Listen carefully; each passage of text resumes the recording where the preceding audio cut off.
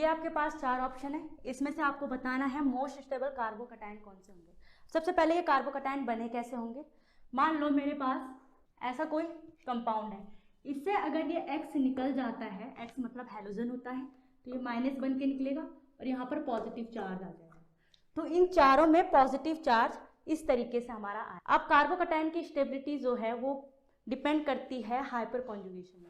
यहाँ पे रेजोनेंस भी एक फैक्टर होता है, लेकिन यहाँ पे रेजोनेंस का कोई मतलब नहीं बनता, क्योंकि यहाँ पे पाई इलेक्ट्रॉन्स है नहीं, मतलब डबल बॉन्ड या ट्रिपल बॉन्ड नहीं है, तो यहाँ पे रेजोनेंस नहीं होगा। हाइपर कॉन्जुगेशन से देखेंगे तो स्टेबिलिटी ऑफ कार्बोकटायन जो हमारा होगा वो डायरेक्टली प्रोपोर्शनल होता है हाइपर कॉन्जुगेशन।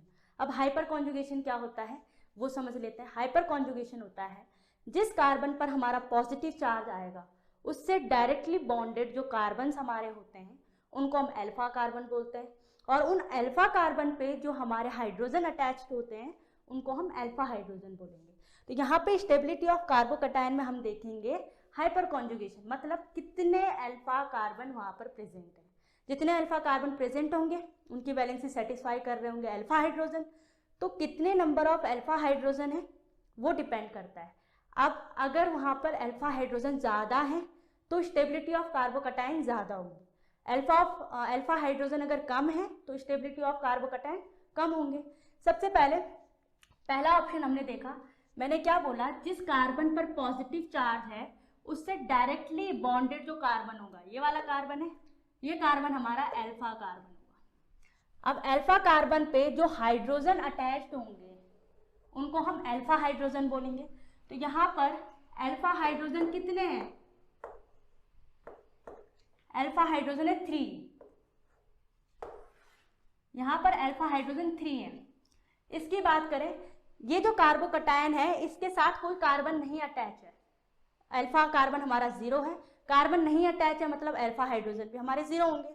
तो यहाँ पे हमारा अल्फा हाइड्रोजन कितने होंगे, 0। इस केस में देखते हैं, ये कार्बोकटायन है, इससे डायरेक्टली कितने कार्बन अटैच हो रखे हैं, 3 कार्बन अटैच हो रखे हैं, तो ये अल्फा कार्बन है हमारे। अल्फा कार्बन है, अल्फा कार्बन पे हाइड्रोजन जो होते हैं वो अल्फा हाइड्रोजन होते हैं। तो कितने अल्फा हाइड्रोजन है, 9 अल्फा हाइड्रोजन है। तो यहाँ पर हमारे अल्फा हाइड्रोजन कितने हैं, 9। इसकी बात करें, यहाँ पर कितने अल्फा हाइड्रोजन हो गए, 6 अल्फा हाइड्रोजन हमारे हो गए 6। तो आप देख सकते हैं कि यहाँ पे अल्फा हाइड्रोजन 3 है, यहाँ पे 2 है, यहाँ पे 9 और यहाँ पे 6। तो मैंने बताया आपको कि अल्फा हाइड्रोजन जहाँ पर सबसे ज़्यादा होंगे, हाइपर कॉन्जुगेशन जिसका ज़्यादा होगा, मतलब अल्फा हाइड्रोजन जिसके ज़्यादा होंगे वो मोर स्टेबल होगा। तो मोर स्टेबल कौन सा होगा आपका, थर्ड वाला ऑप्शन, थर्ड वाला कार्बोकटायन आपका मोर स्टेबल होगा। एक ऑर्डर भी आता है, टर्शरी कार्बोकटायन आपका सबसे ज़्यादा स्टेबल होता है, उसके बाद सेकेंडरी कार्बोकटायन आता है, उसके बाद प्राइमरी कार्बोकटायन आता है। तो ये जो मोर स्टेबल है ये आपका टर्शरी कार्बोकटायन है, क्योंकि ये 3 बॉन्ड जो इसके हैं इसने अलग अलग ग्रुप से बनाया है, मतलब यहाँ पे CH3, यहाँ पे भी CH3, यहाँ पे भी CH। अब यहाँ पे CH3 है या फिर C2H5 है, वो आपका अलग ग्रुप ही होगा। तो मतलब इसने अपनी वैलेंसी सेटिस्फाइड इन बल्कि ग्रुप से कर रखा है, तो ये कार्बोकटायन हो गया। तो यही आपका सबसे ज़्यादा स्टेबल होगा। एक बार फिर से बता देती हूँ क्या क्या हमने, स्टेबिलिटी ऑफ कार्बोकटायन हमारा क्या होता है, वो डायरेक्टली प्रोपोर्शनल होता है हाइपर कॉन्जुगेशन।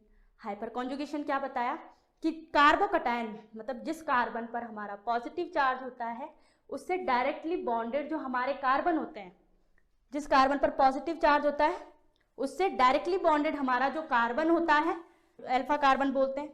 अब अल्फा कार्बन पे जो हाइड्रोजन अटैच होते हैं उनको हम अल्फा हाइड्रोजन बोलते हैं।